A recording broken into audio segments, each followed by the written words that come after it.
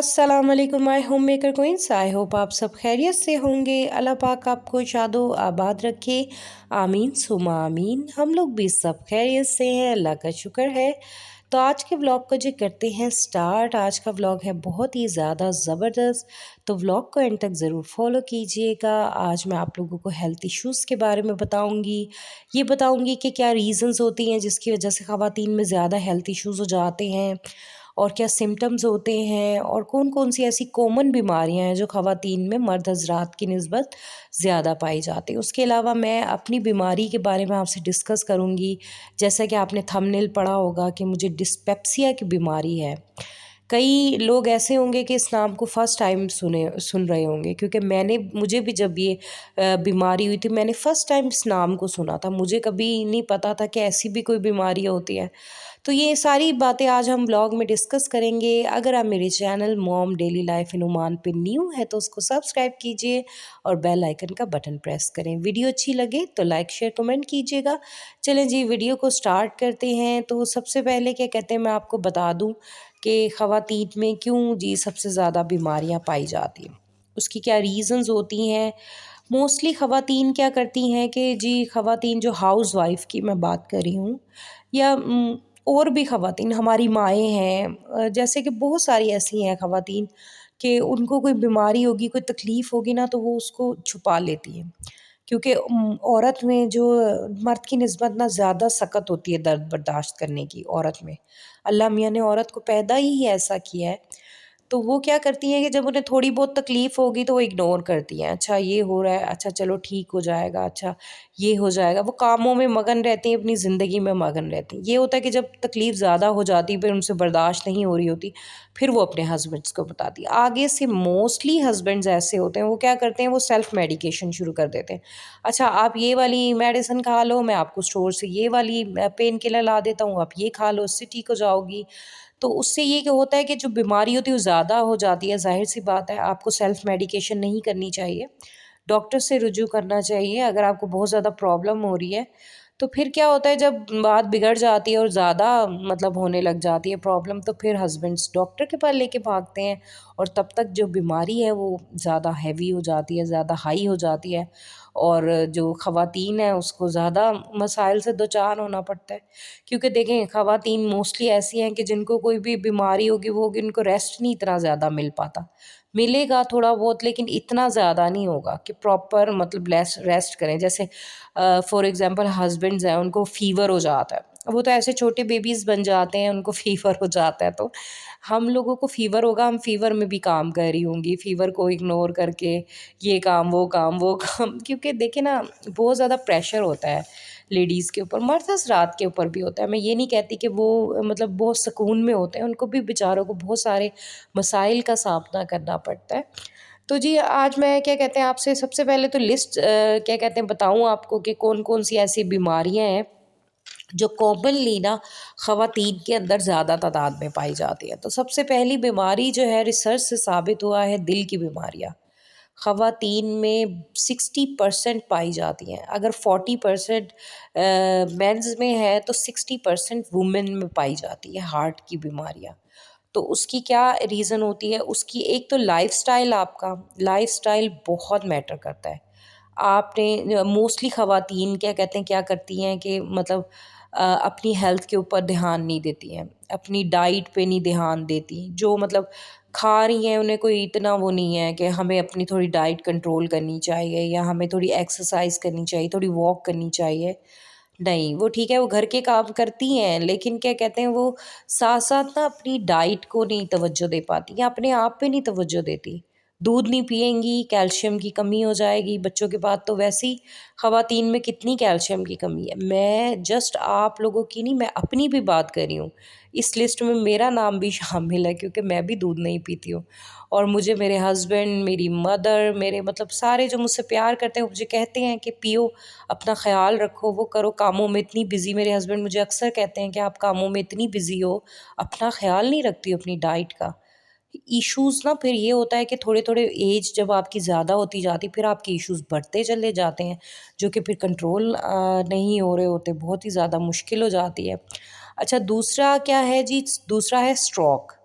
Stroke है, brain की बीमारियाँ, ये भी ख़वातीन में ना रिसर्च से साबित हुआ है कि 55,000 से भी ज़्यादा ख़वातीन ऐसी हैं जिनकी डेथ जो होती है ना वो स्ट्रोक से होती है। तो एक तो ये होता है कि जी ब्लीडिंग इन ब्रेन, जिसको हम अपनी ज़बान में हेमरेज कहते हैं।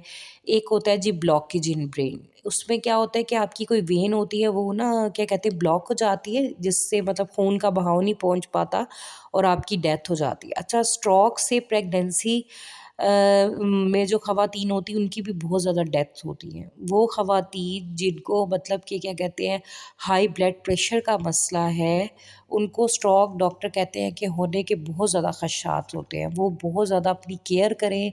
अगर आप लोगों को हाई ब्लड प्रेशर है, आप प्रेगनेंसी में हैं, तो आप नमक बिल्कुल ना लें और अपनी डाइट का बहुत ज़्यादा ख़्याल रखें। डॉक्टर के मशवरे के मुताबिक आप चलें, क्योंकि ना ये बिल्कुल सच बात है कि ऐसा हो जाता है। क्योंकि फिर ना ये होता है कि आपके बेबी के ना डेथ के चांसेस बहुत ज़्यादा बढ़ जाते हैं। मेरी एक बहुत ही स्वीट फ्रेंड है, बहुत ही क्लोज़ फ्रेंड है मेरी, उसको ये प्रॉब्लम हुआ था कि उसका हाई ब्लड प्रेशर होता था। उस बेचारी की प्रेगनेंसी 7 मंथ में पहुंच गई थी, लेकिन हाई ब्लड प्रेशर की वजह से वो अपने बेबी को नहीं रख पाई थी। बहुत ही ज़्यादा पेनफुल होता है एक मदर के लिए जब वो अपना बेबी खोती है। तो जी और बात करते हैं जी डायबिटीज़, शुगर। शुगर बहुत ही कॉमन बीमारी है ख़वातीन के अंदर, और इसकी सबसे बड़ी रीज़न तो है जी परेशानी, टेंशन।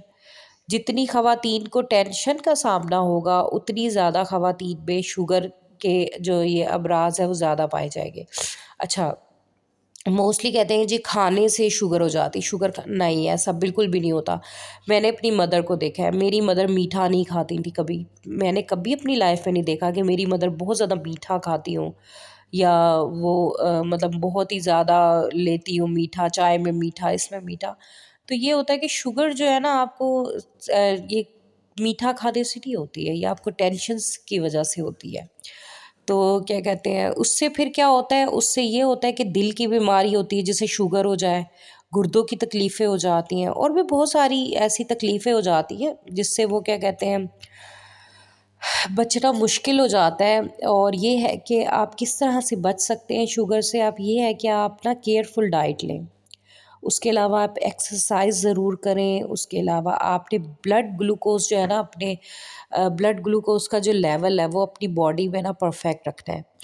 अच्छा, ये भी होता है कि अगर आपको ख़ानदानी है शुगर ना, मतलब कि आपके आबाओ अजदाद से चली आ रही है, ये भी होता है ना कि आपकी फैमिली में होती है, तो फिर आपको ये होता है, तो फिर आपने क्या करना है, फिर आपने ना बहुत ज़्यादा केयरफुल होना है, क्योंकि फिर आपको बहुत ज़्यादा चांसेस होते हैं शुगर हो जाने के।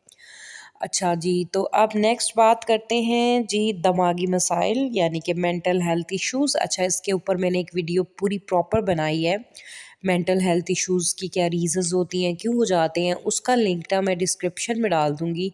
आप लोग जाके वहाँ से भी उस वीडियो को फॉलो कर सकते हैं जिन्हें इन मसाइल का मसला है। उसके अलावा जी यूटीआई का बहुत प्रॉब्लम होता है ख़वातीन में।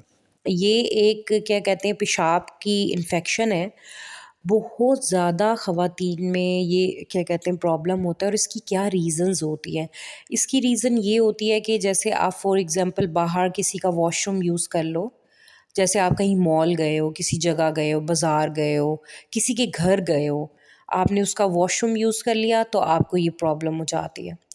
और ये ना बच्चियों में भी, छोटी एज की जो बच्चियाँ होती हैं ना उनके अंदर भी ये प्रॉब्लम है, हो जाती है। तो इससे, और ये बहुत ही पेनफुल प्रॉब्लम है, मैं भी इस प्रॉब्लम से गुज़र चुकी हूँ। अच्छा, मुझे मेरे साथ क्या मसला है कि मैंने ऑब्ज़र्व किया अब तक कि मैं किसी का वॉशरूम बाहर जाके यूज़ कर लूँ, जैसे मैं मॉल गई हूँ, किसी के घर गई हूँ, मैंने यूज़ कर लिया, उसके बाद ना मुझे फिर ये प्रॉब्लम हो जाती है, और ये बहुत तकलीफ़देह है, मुझे 2 टाइम्स हो चुकी है लाइफ़ में। और मैं अब ना बहुत कॉन्शियस होती हूँ कि मैं किसी का वॉशरूम यूज़ ना करूँ। अगर मैं किसी मॉल में भी मैंने वॉशरूम जाना, मेक श्योर करती हूँ उसको अच्छी तरह मैं क्लीन करूँगी टिश्यू से, फिर मैं जाती हूँ। तो इसकी और भी वजूहात होती हैं, ये भी हो जाता है कि अगर जैसे जो ख़वातीन अपने आप को साफ़-सुथरा नहीं रखती, उनको भी ये बहुत ज़्यादा प्रॉब्लम होती है। तो आपने क्या करना है कि अब अपने आप को बहुत ज़्यादा क्लीन रखना है, ड्राई रखना है, तो आप बिल्कुल सेफ़ रहेंगे। तो नेक्स्ट है जी ब्रेस्ट कैंसर। उफ़! ये तो बहुत ज़्यादा ख़वातीन में पाई जाती है बीमारी। तो इससे ये होता है कि ख़वातीन को पता ही नहीं चलता है कि उन्हें ब्रेस्ट कैंसर है। आपने क्या करना है, हर मंथ ना अपना एग्ज़ाम खुद करना है।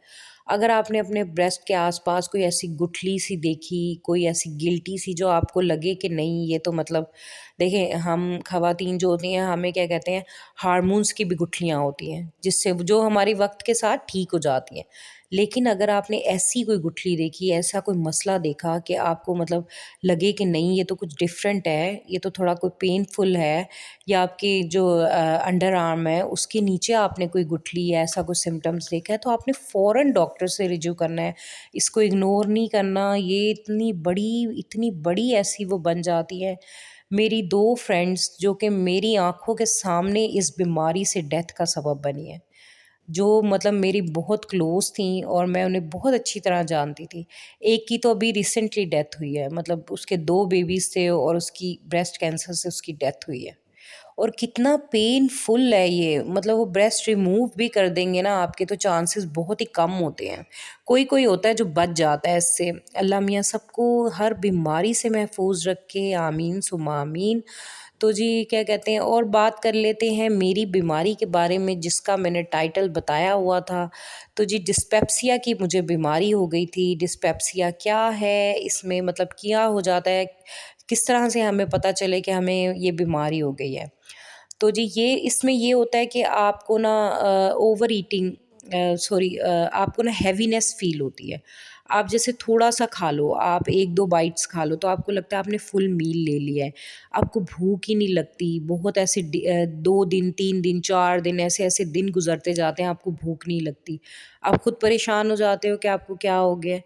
जब मुझे ये बीमारी हुई थी तब मैं पाकिस्तान में थी, अपनी मदर के पास थी और मुझे मतलब कि समझ नहीं आती थी कि मुझे क्या हो गया। मतलब इतनी हैवीनेस होती थी, कुछ नहीं खा रही थी मैं और मुझे हैवी होता जा रहा था। जब मैं डॉक्टर को चेक करवाने, क्योंकि मेरे जो छोटे भाई हैं मुझसे, उनको भी ये बीमारी हो चुकी थी। तो जब मैंने उसको बताया कि मुझे ये सिम्पटम्स हैं, तो तब वो उसको ट्रिगर हुआ कि इसको भी वही वाले सिम्पटम्स हैं जो मुझे थे। तो उसने फिर मुझे कहा कि नहीं तुम्हें ना मतलब चेक करवाना चाहिए, तुम्हें यही बीमारी लग रही है। तो वाक़ई वो राइट था और मैं गई डॉक्टर के पास, फिर मैंने चेक करवाया और इसमें ये होता है कि आप ना अगर जैसे ऑयली फूड खा लो या आप तेज़ी के साथ खाना खाते हो या आपको क्या कहते हैं मतलब खाना सही तरह हज़म नहीं हुआ, तो डॉक्टर तो यही कहते हैं कि आपके स्टमक के अंदर ना अल्सर है, मतलब आपको ना मतलब स्टमक में वो है, आपको चेस्ट बर्निंग होती है, आपको बहुत बहुत पेनफुल है ये बीमारी। इससे आपका ना वेट लॉस बहुत जल्दी होता है। मुझे जब ये बीमारी हुई थी तो मेरा एकदम से 10 केजी वेट लॉस हुआ था, 10 केजी जस्ट 1 मंथ के अंदर, और मैं इतनी वीक हो गई थी और मुझे समझ नहीं आती थी, मुझे चक्कर आते थे जब मैं बिस्तर से उठती थी, क्योंकि ज़ाहिर-सी बात है मुझसे खाया-पिया ही नहीं जा रहा होता। और बस यही है कि आप अपना ख़्याल रखें, अपनी डाइट का ख़्याल रखें, क्योंकि देखें जब कोई बीमार होता है ना तो कोई भी टेक केयर नहीं करता है उसकी। तो अल्लाह मियाँ हम सबके हाथ-पैरों को सलामत रखे, चलता हुआ रखे और चलता-चलता ही इस दुनिया से उठा ले, क्योंकि जाना तो सबने ही एक दिन है। आई होप मेरा आज का व्लॉग आप लोगों को अच्छा लगा होगा। अच्छा लगे तो लाइक, शेयर, कमेंट कीजिएगा। मिलूँगी एक नए व्लॉग के साथ, तब तक अल्लाह हाफ़िज़।